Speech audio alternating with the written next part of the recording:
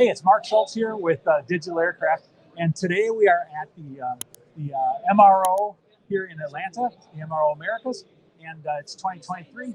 And one of the exciting things that I'm doing is that I'm continuing to go out through the conference and engaging with people that have very interesting businesses and services they're bringing to the industry.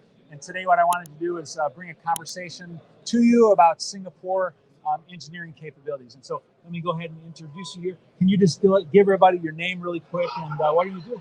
Hi, I'm Willin. I'm the Chief Commercial Officer of the SIA Engineering Company. Very good. And SIA Engineering Company.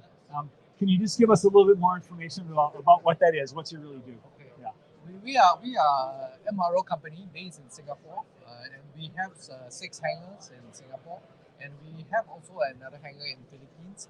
And we provide aircraft maintenance, we provide line maintenance services, we provide engine services as well, component services. Besides ourselves, we have also 22 joint ventures that we have around Asia Pacific. Wow, 22 joint ventures. What do you mean by that when you say 22 joint ventures? So these joint ventures are mainly with engine OEMs, with the component OEMs, and we also have a huge line maintenance setup in Asia Pacific as well. Okay.